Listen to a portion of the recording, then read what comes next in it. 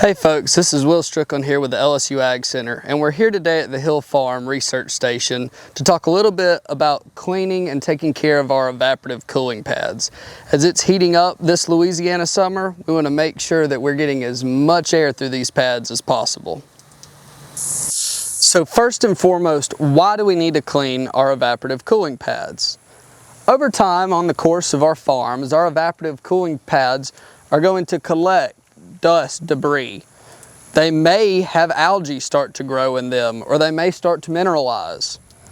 When these things happen, we can reduce the opening of our flutes, and therefore it becomes harder and harder to pull air through our pads. The bigger a static pressure drop across our pads, the less air our tunnel fans are going to be moving, which means less airspeed over our birds during these hot summer months. We want to make sure and keep these pads as open as possible to not only prolong their life, but to keep our birds as comfortable as they can be. Firstly, let's talk a little bit about how we clean our pads. While it's true you can take a brush to the front to knock off some of that debris, the problem with this is it only is knocking off and cleaning the leading edge of the pads. It doesn't get down into the flutes where the majority of our surface area is. So for this, we often see pad cleaning chemicals, whether that's an acid or forms of quaternary or ammonium chloride or other combinations of chemicals.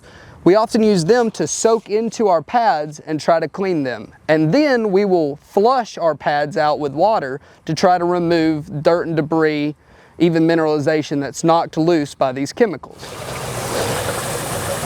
When using chemicals on our pads, you want to first check with your pad manufacturer to see what chemicals are recommended for your specific pad.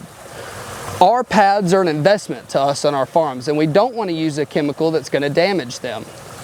Once you have your specific chemical, make sure and read the label to see how that product wants to be applied on your pads.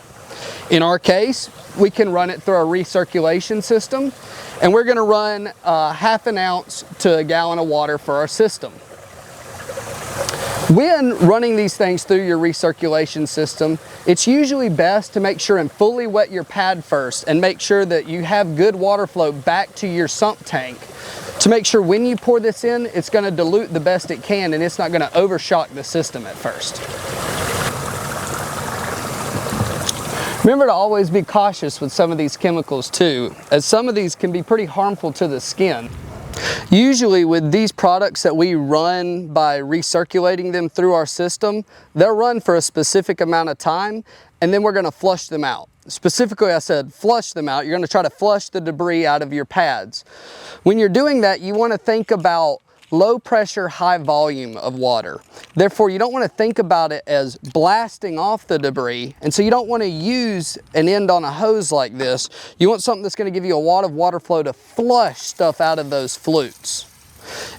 To be honest, if you can even have a slightly bigger hose size than your regular 5/8 garden hose, that's even better. We just don't want to put a lot of pressure on our pads where we damage these paper pads.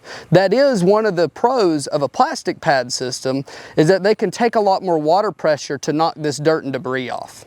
Finally, after our cleaning agent has been recirculated through for the given amount of time, we've flushed out our pads to get all that dirt, debris, mineralization that we can get out of our flutes of our pad. We want to make sure and dump the system, right? We want to restart with fresh, clean water. We want to get anything that we've been able to flush or knock out that might be sitting in the trough. We want that to get out of our system, as well as these cleaning agents aren't meant to run in our systems full time at this strength, so we want to flush them out. They've done their job and restart with fresh, clean water.